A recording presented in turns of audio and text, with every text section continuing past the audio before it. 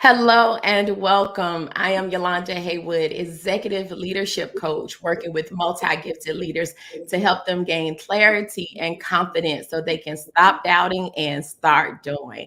Welcome to Power Talks. And today I have a very special guest with me, and I have a very special treat as we do an exclusive After Five interview. Let's get into it.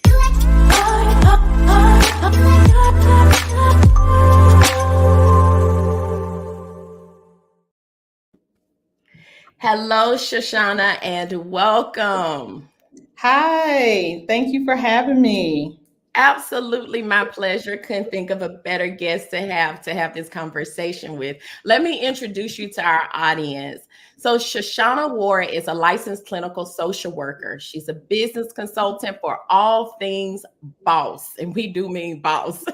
She's a professional coach for mental health professionals and an education strategist. That means she's just not out there doing it. There is strategy behind the great work that she does in this world. She's also CEO and founder of Council for the Culture and creator of the Mask Off Affirmation Movement. And we're going to tell you how to connect with that before this show is over. Shoshana walks out her life calling, empowering others to move through major life transitions using strategies to ensure they are equipped to manage life instead of allowing it to manage you. So, Shoshana, we want to talk about that today. I like the way you phrase that. Yes, it is so important. What do you mean by allowing life by managing life instead of allowing it to manage you? Taking control, of your life, really. A lot of times we feel so out of control and it increases anxiety, it increases imposter syndrome, which anxiety falls right in line, with that. So when I think about people that come and see me, their goal is normally to get rid of all of the emotions they don't want to feel, they don't want to deal with what they're dealing with, but I teach them to manage it, right? So that their goal isn't too big. Like you don't life happens. So you want to just be able to manage it versus trying to just get rid of all the things. Absolutely. You said something that I want to go ahead and just jump right into it. So, at the time of this recording, we have now been living in the pandemic of COVID-19 for over 2 years. In this particular month that we're recording in, it is also Domestic Violence Awareness Month and it's also Breast Cancer Awareness Month. So, there's a lot of pressure that people are feeling in this season, in this moment. And you mentioned a term, you said imposter syndrome. Break that down for us and educate us. What is imposter syndrome? So imposter syndrome is the term that aligns with imposter syndrome is fraud, right? You have this feeling of being a fraud, not believing in your capabilities, heavy comparison to people, not feeling like you're good enough or an expert enough to do the things that you're called to do. A lot of comparison. And so in the world of social media, there is easy access to comparison then. And so with imposter syndrome, sometimes you are also an overachiever because you're trying to prove to yourself that you are capable of doing some of the things that you're telling yourself you're not capable of. Now that's good. Now, one of the things you hear me say all the time is that I work with multi-gifted leaders to help them get clear and confident. And the reason I use that term is because when you are multi-gifted, you can do so many things. And one of the things that I found in working with my community is that most of the women, the executive leaders, the CEOs, the aspiring, emerging, or even established business owner, they're always trying to achieve something else just to validate that they are as great as they are, instead of giving themselves permission just to stand in the essence of who they are, Absolutely. What type of things do you find causes people to feel like the fraud? Because that's an important feeling. It's one thing to show up and have to pretend to be one thing, but it's another thing to unmask and really feel like a fraud. What leads to those feelings of being a fraud? So many different things, can lead to those feelings. So it can be personal, right? So family, what was your upbringing like? What messaging were you given, as a child? What was valued? Were you a perfectionist, right? Were you not good enough? Did your family tell you that this is okay? Or were you also having to continue to prove yourself to be good enough? Did you compete with your siblings as a child? What did it look like in grade school? So your upbringing can definitely have a major impact on how you show up, of course, as an adult. Also discrimination, right? So I work with a lot of Black professionals, and when I think about the discrimination that we face, that also can give you the message that you're not good enough, or you need to do something more to prove that you are just as good as your counterparts in different work environments. So that can also lead to some imposter syndrome. Oh, that's good. I remember, you know what I remember? I remember when I was working in corporate America and I was working for this huge financial institution. I was now this six-figure earner. I was in management and I wanted to lock my hair. And I remember the anxiety first around cutting my perm out, and second around making a decision to get my hair locked. Mm-hmm. It was all of the feelings that if I showed up in the most authentic expression of who I felt myself to be, it wasn't going to be good enough. Mm. Are they going to judge me? What are they going to think? I remember even thinking about, because right before I had gotten the job is when I was thinking about cutting my hair, wearing a wig, because I didn't want them to see me.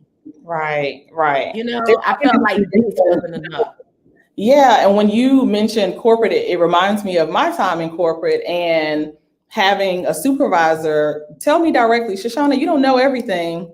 And this was me trying to get some information, right? And the funny thing is that I was actually trying to act like I didn't know something so that I could appear to need assistance, because that is what they wanted to see, that you need help. You raise your hand, you ask questions. So I was ideally playing this role of needing some assistance. And even in me trying to play the role of needing assistance, it still wasn't good enough. And I was told, you don't know, everything. So, oh, yeah. That's so good. Do you know what I just heard you say? Now I'm gonna tell you how my ears heard it. My ears heard, I became small so that someone else could feel bigger. Mm-hmm. So often we shrink in order to be accepted because our greatness is too much for somebody else's insecurity. Absolutely. Let that resonate. Your greatness is too much for somebody else's insecurity. I can remember hearing the phrase all the time. You're so intimidating. You're just too intimidating. And what I realized was that wasn't my problem. That was somebody else's perception and ability to handle the essence and the anointing and the power and the glory that God rested on my life. Yes. It didn't mean I needed to shrink anymore in order to make them feel comfortable. Right. Love it. All right, let's step back, because you said something that I don't want to skip over either. Earlier, you mentioned sometimes imposter syndrome can come from your environment, things you go through and how you grew up. So take us back, now that we see you're a CEO, you're a creator of movements, you're out there being a voice for people in this world and healing some of the trauma. Did you grow up with everything being a bed of roses, as we would say? As we would say. So for me, I never really thought about my whole life story until the last couple of years and recognized like how I came to be who I am now. And so for me, imposter syndrome dates back to me having a lot of transitions from a very early age. At the age of 8, my family was in a major car accident. I'm from New York originally, and we were in a major car accident headed to Coney Island. And in that car accident, I lost my grandmother, who was in her 40s. She was very young. Wow. And my brother, who was 3 years old. And so I lost both of them in that car accident. And from there, everything was just different. We moved from New York. We ended up moving to Virginia. And from there, we moved quite often. right? And so every time we transitioned, there was that imposter syndrome because I had to show Mm. up and ideally feel like I needed to be someone else in all these different environments and not really sinking into like who I was and paying attention to what was happening during these transitions. And so those life adjustments along the way definitely has impacted me as an adult. That was my very first transition, right? And so then we go to moving to a whole new state, being around new family members, going to various schools. I went to three high schools. You only have four, it's only four grades in high school. I went to three different high schools. Um, Right. so, transitioning through that. And so meeting people along the way and not having long lasting relationships because I was transitioning through so many different, phases. And so transitioned through that, went on to college. College is another transition. You're in a new city, you're an adult now, so to speak. So, going through that particular transition. And then also as an adult, I talked some about my IVF story and that also being a transition for me. So imposter syndrome definitely has been embedded for a very, very long time, I would say, for myself. Whew. All right, that's a lot to unpack. All right, we finna Right. unpack some of this. There's a phrase you just used that hits heavy in my heart. You said everything was different. And I don't think we should skip over that. So I want to first address our audience. I want to address our audience because I know that some of you have gone to bed and you've woken up and realized that everything is different, that it seems like you blinked, it felt like you sneezed, and your breath was taken away, and life was different. Now, Shoshana just shared with us a part of how she became who she is, but the key that she shared was that you can transition. So, Shoshana, talk to us a little about just the essence of what it takes to transition. And if you were offering someone wisdom on getting through until the next day, what would that wisdom sound like? Yeah, so definitely self awareness, right? So when you think about transition versus adjustment, we normally utilize those words interchangeably, like they're the same.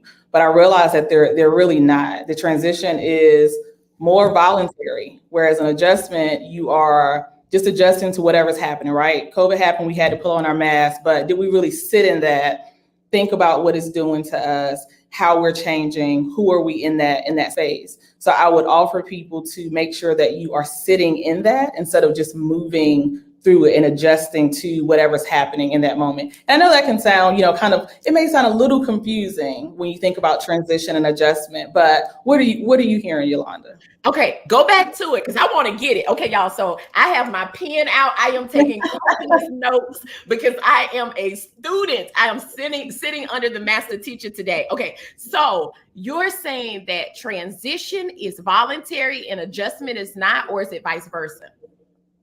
Exactly the way you said it the first time. So transition is voluntary and adjustment is not, right? So Ooh. if you are, say you become a parent, right? And so you adjust to being a parent. You're in a role. So you're essentially playing that role. You're adjusting Yes, to whatever is happening. But the transition, where are you mentally? Are you really sitting with yourself and figuring out like what identity has shifted through this new role that I'm in? What's I get happening, it.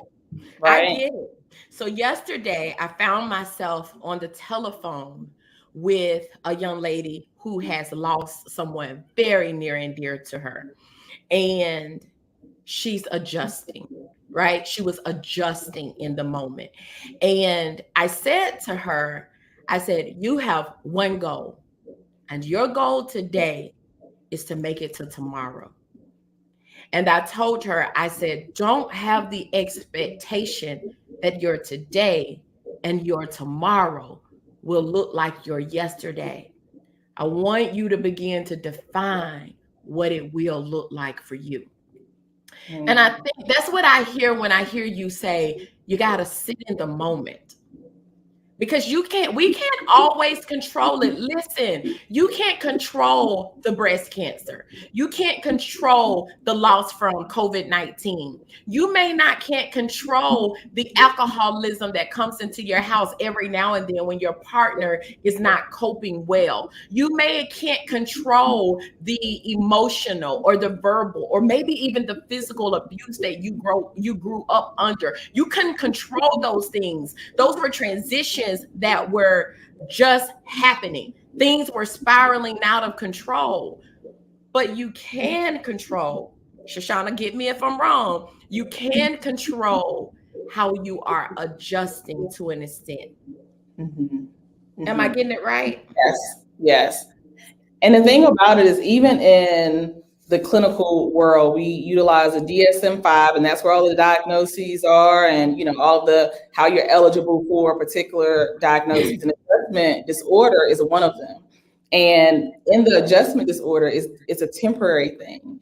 After 6 months, they require us to go back in and reassess. And ideally, this person should no longer be adjusting after 6 months. So they even look at it as a very temporary thing. And so say you are having anxiety because of COVID, right? Because of COVID-19. After 6 months into that, they would expect that you have adjusted to it and you're no longer showing up the same way. You're no longer having the same anxiety. You're no longer feeling the same way because you've had 6 months to basically adjust. So the adjustment is, again, this very temporary thing, whereas that transition is always happening. You're in a different transitional season, but you really never stop transitioning. If you really sit and look at your life and your seasons and where you were and where you are.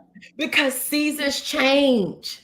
Summer, winter, spring, fall. God even gave the earth permission for seasons to change. And your today is not your forever. So you will transition. And it's the one thing, change is the one thing that life promises us to be consistent. We will consistently be in change. We will consistently be transitioning. But with every transition, we adjust to that temporary circumstance. Oh, you know what it's like? It's like it becoming wintertime, and I need to adjust. I need to not shiver as much. I need to put on my coat. I need to make adjustments for this short season until the spring comes. Yeah. Then I need to take some things off. Ooh, yeah. Am I getting it? You got it. That is right. Come on, y'all, get empowered. We are breaking out today because I want you to realize you can adjust and you can shift. Look. All right, let's keep going with this before I get too carried away. So you talked to us about losing your grandmother and your brother at a very young age. And then going to high school or different schools, like 3 different schools, I think within a 4-year period. And then on top of that, you went into adulthood and you still felt like there was some loss with not being able to fully step into probably what you perceived your body should be able to do with all things fertility. So when we interviewed Sadia Upright, our clinical specialist and our trauma advocate and victim advocate, one of the things that she said was trauma replays in the brain every single day. That at the time the break happens, whatever that psychological break is, right? It can replay in the brain that traumatic incident over and over and over. So when you take the layer of loss, move, grieving fertility, how did you continue to show up knowing that some of those things kept playing for you? Oh, that's a good question. So I would say, being a therapist, it allows me, and this isn't a good coping mechanism, but this is also a part of imposter syndrome, is you can really hide that. So like you said, even with the women that you work with, no one would really know that they had imposter syndrome because externally they're showing up. And so for me, working with people every day because I still showed up. I still, saw hundreds of people even throughout my loss and helped them, to get through their stuff. Right. Yeah. So showing up for them allowed me to also sit with myself though, because I had to hear myself. I had to hear myself Yeah. tell them what I needed to also hear. Right. And to Yes. practice what I was preaching to Yes. that I saw. And so I will say that it hasn't been until the last maybe 2 years that I've really sat and processed what has happened, how IVF impacted me. What am I going to do next? Because it's still a transition, right? That it isn't a final thing. We don't know what our next steps will be. So really having to sit in that, tell myself that, I am where I'm supposed to be, reminding myself of things that has gone well, because it can make you feel like nothing in life is going right, right? Like when you have a loss, if you're transitioning, you lose a job or anything, it can make you feel like nothing in life is working. So I had to constantly remind myself of the things that I am grateful for, the things that has gone well, or that messaging to myself would be that I failed, right? And Yeah. if I'm telling myself that I failed, then I failed. So that messaging that you tell yourself is very, very, very important. Self-talk is very, very, very important. And so I was able to learn how to do that more and teach the people that I work with to do that as well. That's good. When I hear you talking about hiding, I'm going to rephrase that and reframe it. I'm going to say what I teach my clients is that you have to keep going in life because the momentum is what opens doors. So, what I like to teach is learn how to repurpose your pain, Mhm. repurpose the pain in the moment where I may not be able to fully grasp every single emotion I'm feeling, but I can find a way to identify. And I'm going to say, you know what, out of my trauma, out of my loss, I'm going to help you be better. I can lift you up because hopefully there'll be somebody lifting me up, right? And it becomes this continuum. And if all of us involved ourselves in the lifting and helping somebody else climb, then we'll all get there. Yes, absolutely. Absolutely. Let's talk infertility a little bit. And I challenge you, those of you who are listening, it doesn't matter whether or not you have a family, whether your family is young, whether your children is out of the home. Some of you are saying, I don't have to think about that anymore, honey. I have hit this season of my life and I am done. Okay, to my autumn flowers out there, wonderful. You didn't hit the season. Some of us have not, right? And I want to talk infertility though. I also want to encourage you to still see yourself in the moment. So here's what I mean. When I was 13 years old, doctors told me that I would never have children. After they asked my mother to leave the room, because at 13 in the state we lived in, we were considered an adult.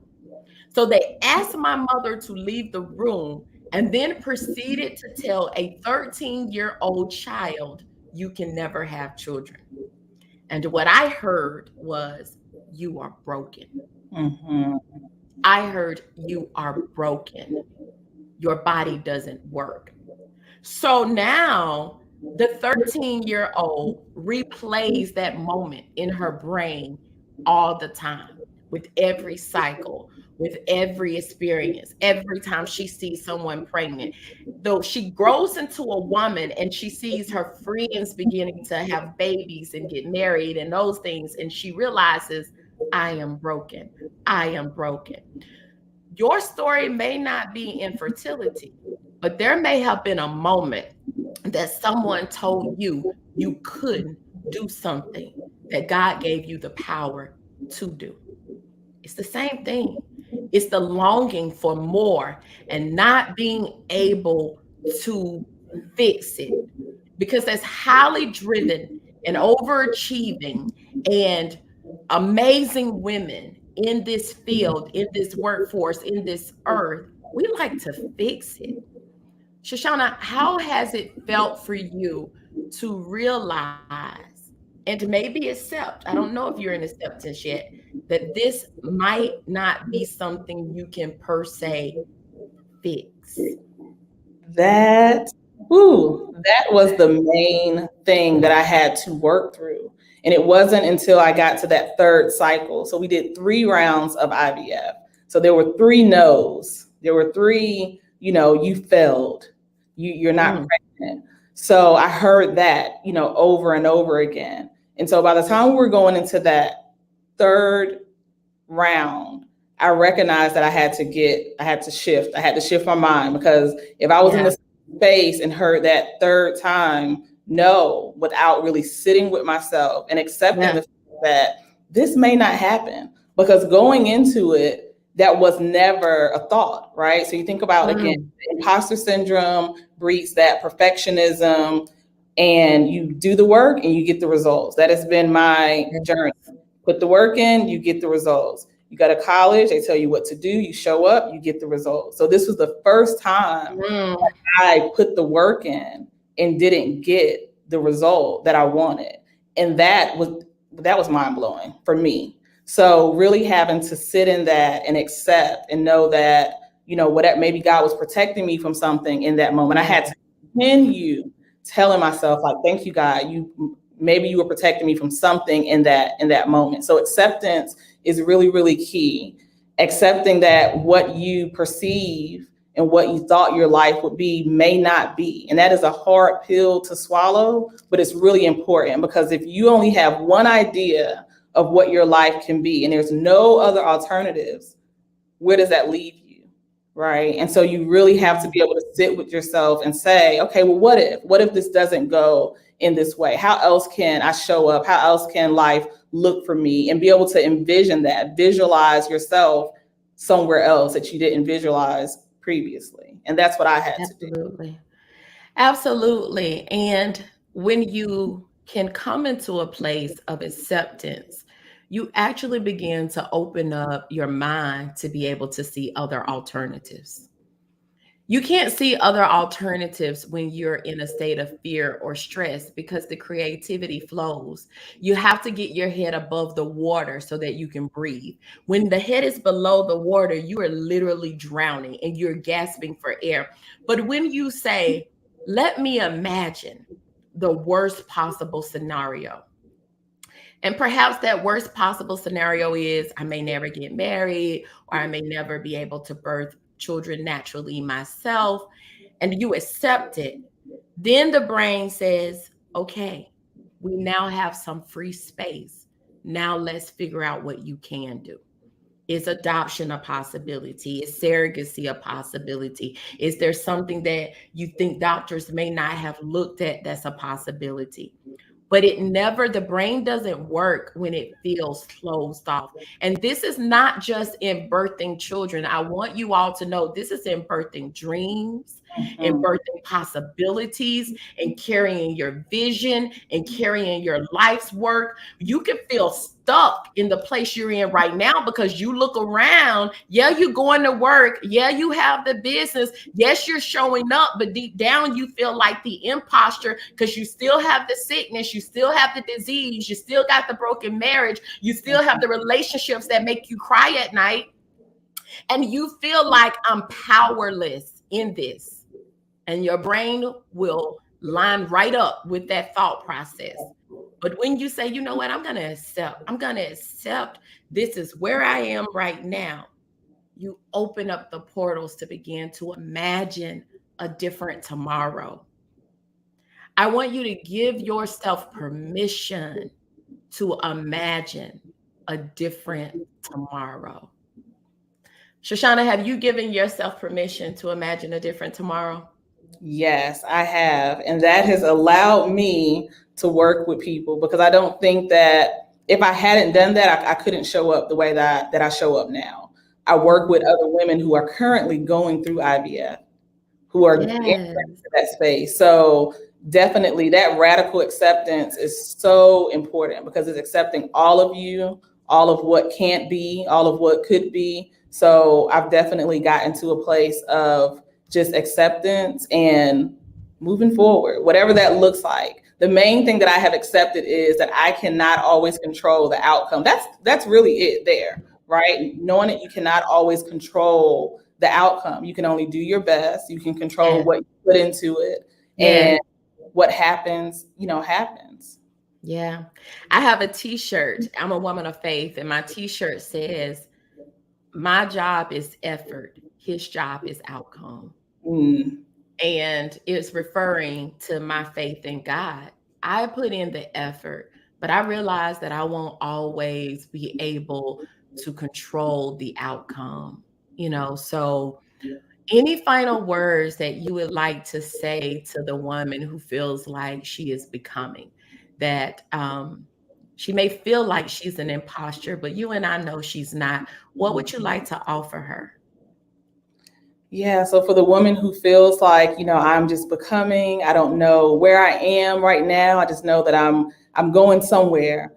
If you feel stuck, sit with yourself, ask yourself the questions that's necessary to figure out, like, what is it? Why do you feel stuck?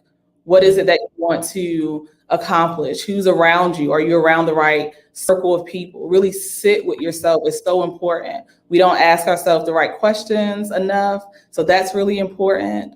I actually have some affirmation cards, and that is for Black women specifically, that helps you to process and ask yourself the right questions while also affirming yourself. So half of the deck is affirmations, and the other half of the deck is you sitting with yourself and asking specific questions and challenging those thoughts to get yourself unstuck.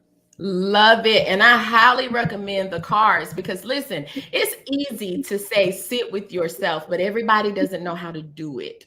That's not something you're taught. It's not something you practice. It's not something that our culture a lot of times has encouraged. So how can they get the cards so that they can really learn the practice of sitting with themselves? Yeah, so you guys can visit my Instagram, Counsel for the Culture, and in my bio, you'll see a link, and the link will lead you directly to the Mask Off card. So the cards are actually called Mask Off, and the reason for that is that I want people to begin to take the mask off and really look at yourselves, look at what's underneath, challenge the you, right? Beneath all of the external things. So Mask Off definitely depicts that. Now keep your mask on, of course, during COVID-19. You want to keep that, Right. but it definitely, challenges people to just become vulnerable with themselves. And sometimes Love the it. answer that you give yourself, you'll learn a lot. I mean, you I really love can it. learn a lot about who you are. And a lot of times you don't really know you know pieces of who you are or who someone told you you were, but you haven't really challenged yourself enough to get to know the real you. I love it. I had to learn to give myself permission to take the mask off. That's even right here on my desk, I have this my ready hat. It Hmm. says girl gang, but this is usually when I show up at this desk with the mask off, meaning I don't care if my hair done, I don't care if I have on makeup. I just allow myself to be. I had to learn how to sit and to feel because as a highly driven woman, I taught myself how to show up for everyone else, how to make sure I'm in the boardroom no matter what. I know we're wrapping up, but I think it's important that I share this, so I'll share it by inspiration. I remember being in an executive meeting in a pretty large city where there was about 60 hospital executives in a room, and I was one of them. And I was so ill that day. I was so ill, but the presentation and the day revolved around my department. And on our lunch break, we were in a hospital. I went up to the ER, pulled my strings because my name had some influence behind it, got them to give me a treatment through an IV, rolled my sleeve, suits coat back down, and went and sat back in that room and did the presentation. Wow. Because imposter syndrome said, I can't let them know I'm weak. Mhm. That something in my mind made me feel like taking care of me was a sign of weakness.